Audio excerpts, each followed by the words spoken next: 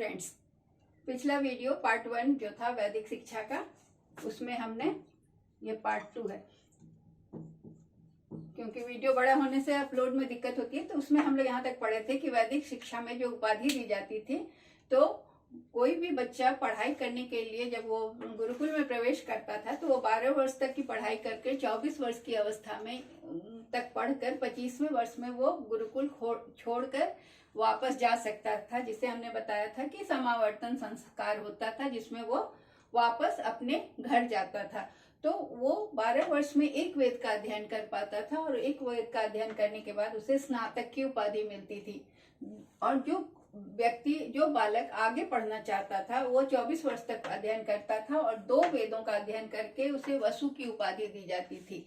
उससे भी ज्यादा पढ़ने वाले 36 वर्ष तक अध्ययन करके 3 वेदों का अध्ययन करते थे और उन्हें रुद्र की उपाधि दी जाती थी। और जो उससे भी ज्यादा पढ़ना चाहते थे, जो 4 वेदों का अध्ययन करना चाहते थे, उन्हें 48 वर्ष की अवस्था में आदित्य की उपाधि मिलती थी और वो 4 वेदों के ज्ञाता हो जाते थे। तो ये तो हमने जाना उपाधियों के बारे में। अब हम आगे चलते हैं कि वहां पर शिक्षण संस्थाएं कैसी थी और शिक्षण संस्थाएं कहाँ कहाँ थी। तो शिक्षण संस्थाओं का नाम और शिक्षण संस्थाओं का स्थान हम जानेंगे। तो शिक्षण संस्थान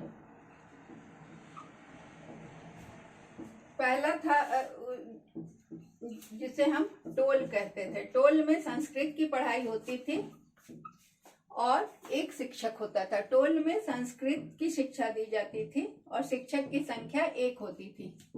ठीक है। दूसरा था चरण।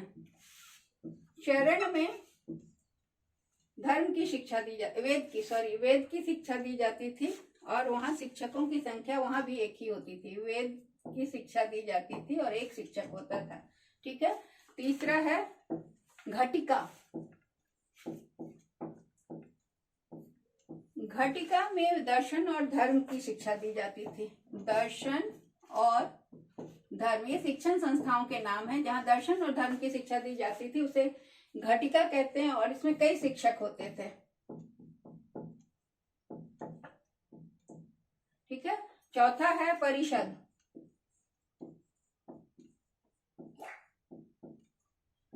परिषद में 10 शिक्षक होते थे और कई विषय पढ़ाए जाते थे। विभिन्न विषय, इसमें विभिन्न विषयों का नाम स्पेशली नहीं दिया हुआ है। तो विभिन्न विषय पढ़ाए जाते थे और 10 शिक्षक होते थे। उसके बाद होता है विद्यापीठ।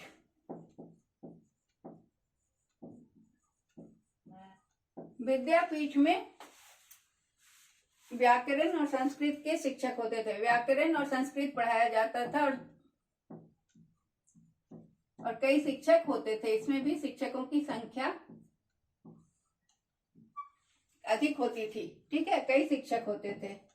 उसके बाद आता है विश्वविद्यालय।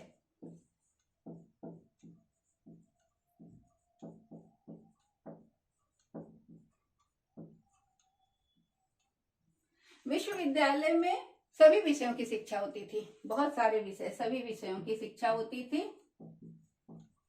और उसमें अनगिनत शिक्षक होते थे। मतलब बहुत ज्यादा शिक्षक होते थे, अधिक शिक्षक होते थे। तो ये तो शिक्षण संस्थान हुए जिसके नाम हुए टोल, चरण, घटिका, परिषद, विद्यापीठ और विश्वविद्यालय। टोल में संस्कृत 1 शिक्षक होते थे, पढ़ाते थे। चरण में वेद 1 शिक्षक। घटिका में दर्शन और धर्म की पढ़ाई होती थी जिसमें कई शिक्षक होते थे। परिषद में विभिन्न विषय पढ़ाए जाते थे और शिक्षकों की संख्या भी 10 होती थी। विद्यापीठ में व्याकरण और संस्कृत पढ़ाए जाते थे और कई शिक्षकों के द्वारा पढ़ाया जाता था। और विश्वविद्यालय में सभी विषय पढ़ाए जाते थे और शिक्षकों की संख्या भी अधिक होती थी। तो ये हुआ शिक्षण संस्थान। लेकिन अब कहाँ कहाँ शिक्षण संस्थान, उस समय के नामी शिक्षण संस्थान थे। तो उसमें है तक्षशिला। बाहर के भी छात्र पढ़ने आते थे। तो तक्षशिला, दूसरा है कांची,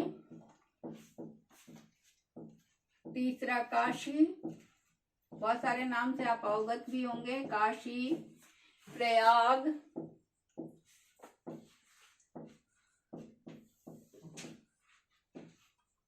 पांचवा मिथिला,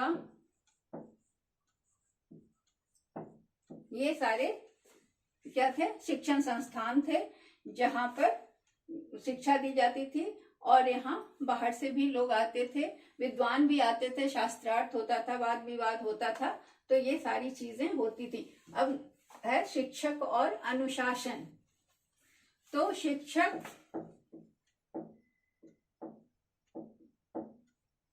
और इधर अनुशासन, चूंकि वहां गुरुकुल व्यवस्था शिक्षक केंद्रित होता था, बाल केंद्रित नहीं होता था, शिक्षक केंद्रित शिक्षा व्यवस्था थी, इसलिए अनुशासन वहां कठोर अनुशासन था। बच्चों को गुरुकुल के सारे नियमों का पालन करना पड़ता था वहां। और लेकिन गुरु और छात्र के बीच का संबंध प्रेमपूर्ण होता था। गुरु छात्रों को अपने बच्चों की तरह मानते थे, संबंध प्रेम पूर्ण होता था। गुरु माता बच्चों का ध्यान रखती थी, बीमार पड़ने पर गुरु माता उनका ख्याल करती थी। गुरु माता बच्चों का अपने बच्चों जैसा ध्यान रखती थी।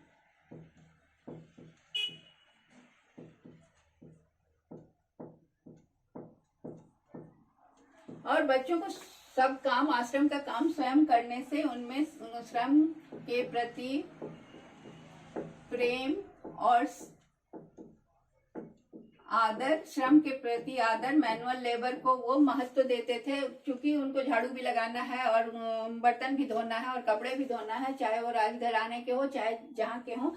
तो ये सब काम करने से उनमें ह्यूमिलिटी आती थी और वो श्रम के इम्पोर्टेंस को समझते थे। दूसरा क्या था कि सहिष्णुता, सहयोग, प्रेम, परस्पर निर्भरता इत्यादि गुणों का विकास होता था। गुरुकुल में रहते हुए, हॉस्टल लाइफ जीते हुए वो आपस में एक दूसरे के प्रति प्रेम और सहानुभूति पूर्वक रहते थे। तो ये तो हो गया अनुशासन। अब हम देखते हैं महिलाओं की स्थिति।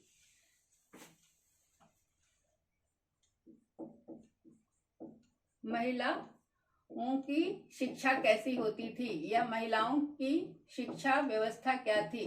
तो गुरुकुल में वैदिक काल में महिलाओं की शिक्षा की बहुत अच्छी, महिलाओं का बहुत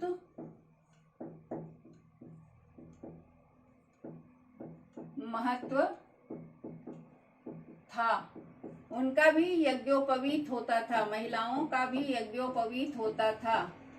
और एक चीज बताना भूल गए, बच्चे को मेखला धारण करना होता था। यहाँ महिलाओं को भी यज्ञोपवीत होता था और उन्हें भी मेखला धारण करना पड़ता था। मेखला धारण करना पड़ता था। इसके बाद क्या है कि वो भी ब्रह्मचर्य का पालन करती थी और ब्रह्मचारिणी रहती थी जब तक वो शिक्षा ग्रहण करती थी। ब्रह्मचर्य का पालन करती थी और ब्रह्मचारिणी रहती थी।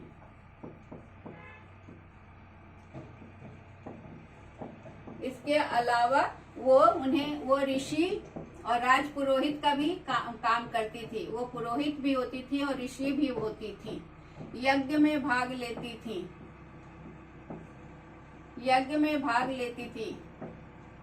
उस समय की महिलाओं में गार्गी, मैत्रेयी, लोपामुद्रा इत्यादि के नाम आते हैं। तो ये सारी महिलाएं उस समय बहुत यश कमाई और इनका बहुत महत्व था। तो इस तरह से वैदिक शिक्षा में वैदिक शिक्षा जो थी न तो पुस्तकीय ज्ञान में विश्वास करती थी, न ही जीविकापार्जन के साधन बनाने में।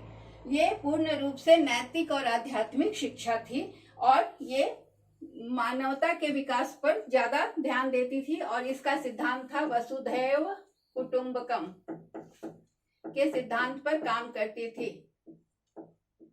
कुटुंबकम के सिद्धांत पर काम करती थी। इस परंपरा में गुरु सेवा की अनूठी परंपरा का विकास हुआ। तो ये बहुत सारी अच्छाइयों के साथ होने के बावजूद इसका विघटन हो गया, क्योंकि इसके बाद तुरंत बाद ब्राह्मणिक काल आ गया।